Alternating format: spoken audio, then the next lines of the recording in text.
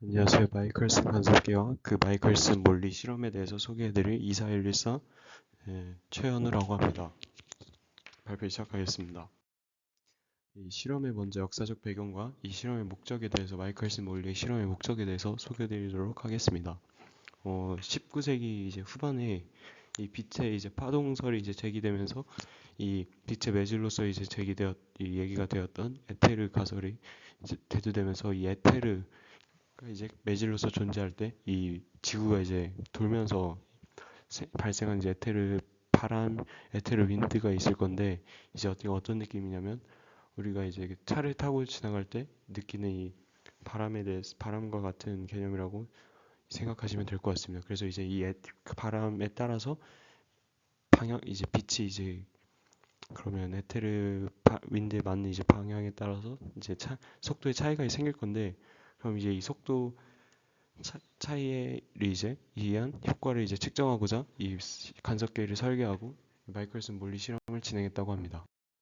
이제 이 마이클슨 몰리 실험을 이제 소개해드리자면 이 에테르 윈드를 이제 검출하기 위해서 마이클슨 간섭계를 이제 고안하였고 이 광원에서 나온 빛은 이 스플리터를 통해 이제 두 갈래로 나눠지고 두 빛은 이제 서로 수직한 방향으로 나눠지게 됩니다.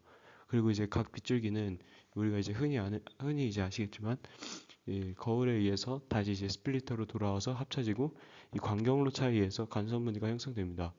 근데 이제 이때 에테르가 존재하게 되면 이 지구의 운동 방향에 따라서 두 경로에 이제 아까 말씀드린 에테르 윈드에 의한 효과로 의해서 그 빛의 광경로 시간이 틀려져 갖고 위상차가 발생하면서 이제 간섭무늬가 계속 이동해야 합니다.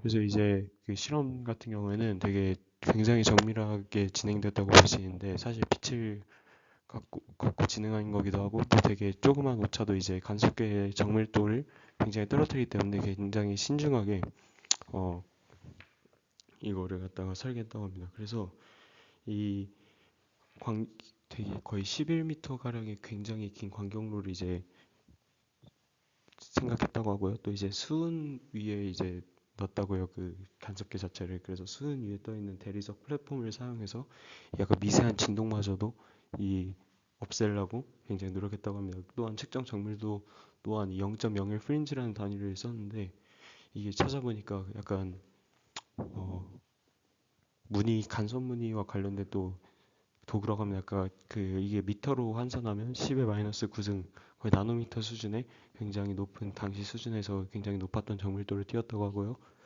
또 굉장히 어쨌든 약간의 오차마저도 무시해버리는 굉장히 좋은 그 실험 설계라고 볼 수 있겠습니다. 이제 실험을 좀 더 자세하게 수식적으로 소개해드리자면 여기 오른쪽 수식이 보이실 텐데 이 에테르가 이제 속도를 갖고 이제 이 약간 이제 관성 느낌으로 그러니까 관성계 느낌으로 이제 프레임을 바꾸면서 좌표계를 바꾸면서 계산을 잘 하실 수가 있는데 어 여기 일단 보시면 이 오른쪽 수직 사진을 보시면 이 뭐라 해야 될까요? 그 시간에 이제 그 에테르 윈드가 있으면 이제 에테르 윈드에 의한 지구의 자전 속도만큼의 어떤 효과가 있을 텐데 이제 그 효과에 따른 그 이제 위상차 변화 한마디로 이제 광경로차를 이제 생각하는 거겠죠. 그래서 이제 이 위상이 얼마만큼 변하고 이거에 따른 시간이 어떻게 이제 결과가 나와야 되는지를 갖다가 이 여기 오른쪽 그림에서 이제 계산해주고 있고 식이 되게 아무튼 되게 특수 상대성 이론 로렌츠 인자 같은 식이 하나 이제 튀어나오죠.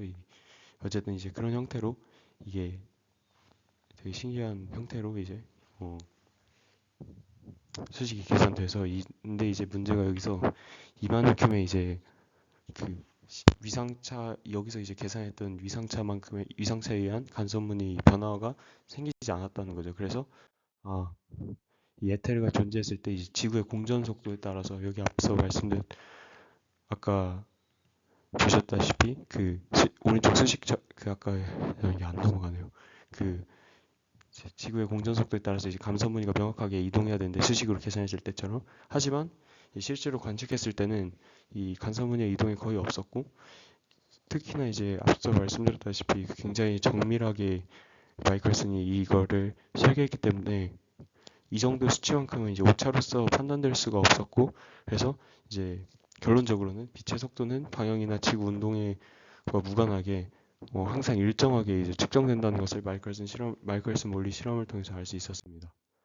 그래서 이제 이제 이 실험이 있고 나서 이제 이 물리적인 상황을 이제 말씀드릴 텐데, 이제 과학자들은 이제 또 다양한 어떤 오류 원인을 갖다가 제기하면서 합리화를 시도했는데, 이제 이때 아인슈타인이 이제 또 특수 상대성 이론을 발표하면서 또 물리학 역사에 큰 획을 그었고, 이제 마이클슨 같은 경우에는 이 공로를 인정받아서 1907년에 노벨 물리학상을 수상했습니다.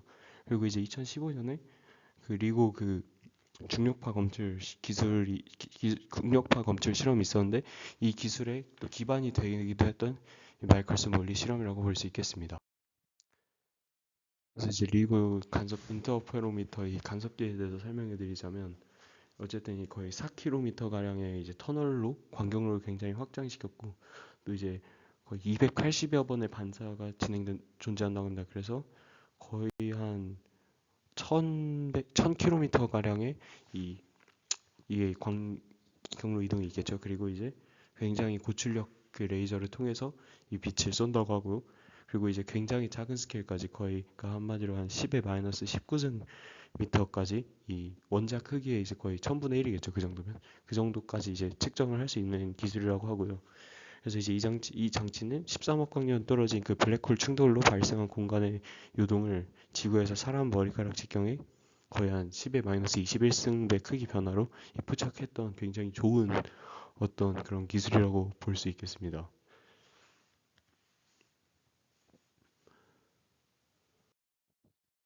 그리고 이제 의료 그 약간 그 망막과 관련된 어떤 이제 정밀 그 이 기술인데요. 그 이제 이 광관섭 단층 촬영이라고 하는 OCT 기술입니다. 그래서 이거는 이 저코이런스 광원을 이용해서 조직의 깊이별로 이제 반사광을 분석해서 이 5 마이크로미터 해상도로 이 망막 질환을 이제 조기 진단할 수 있다고 합니다. 그래서 이제 이 특히 이제 안과 쪽에서 많이 사용한다고 하는데, 안과뿐만 아니라 이제 뭐 피부암 같이 우리 몸의 이제 외부에 있는 약간 망막이나 피부 조직 같은 어떤 거에 문제, 그래서 피부암 진단에도 활용되는 굉장히 또 좋은 이 빛의 광학적 성질을 이용한 어떤 기술이라고 합니다. 그래서 이제 2024년 기준 전 세계 이제 3억 명 이상의 환자가 이 기술의 혜택을 받았다고 합니다. 그래서 굉장히 다양한 방향으로 이 간섭계 기술이 활용된다는 것을 몸소 느낄 수 있었습니다. 그 이제 이 반도체 공정에서도 이 빛의 간섭계 이 기술이 굉장히 많이 사용된다고 합니다. TSMC와 삼성전자의 이 3나노미터 공정에서는 거의 0.1나노미터, 거의 원자 한계 수준의 이 방막 균일도가 요구됩니다. 그래서 이제 이때 마이클슨 간섭계 원리를 이용한 백색광 간섭계, 그 WLI라고 하는 이 기술이 이 작업을 수행한다고 합니다. 그래서 이제 거의 세 가지 약간 단계가 있는데, 첫 번째는 이제 EUV 리소그래피 기술을 통해서 이 13.5나노미터 파장의 극자외선 레이저에 초정밀 초점을 조절해 준다고 하고, 그리고 이제 웨이퍼 검사 그 한 300mm 정도의 이제 웨이퍼 전역을 10초 안에 이제 스캔을 해서 이 이제 반도체가 이제 잘 이 두께가 어떻게 되는지 좀 균일하게 딱 돼 있는지 두께 편차를 딱 이제 그 매핑 해준다고 합니다. 그리고 이제 또 AI 기술을 통해서 이 웨이퍼 검사를 한 결과값을 AI 알고리즘이 잘 분석해서 이 정밀도를 굉장히 높여주는 기술을 현재 다양한 기업에서 진행하고 있다고 합니다. 우주 탐사 기술에서도 빛의 간섭계를 이용한 여러 기술이 사용되었다고 합니다. 대표적으로 이제 제임스 웹 망원경에서 적외선 분광기와 ESA 그 유럽 어떤 그 우주 연구 기관에서 여러 이제 대기 감시 장비 역시도 이 기술을 이용해서 설계했다고 합니다. 이제 이 마무리를 하자면, 이 당시에는 이 마이클슨 실험이 실패로 여겨졌지만 결과적으로 여러 기술적 혁명을 일으켰고, 또 이제 미래에도 뭐 양자 컴퓨터나 외계 행성 분석 등에도 이런 기술을 사용할 것으로 예측됩니다. 발표 드려주셔서 감사합니다.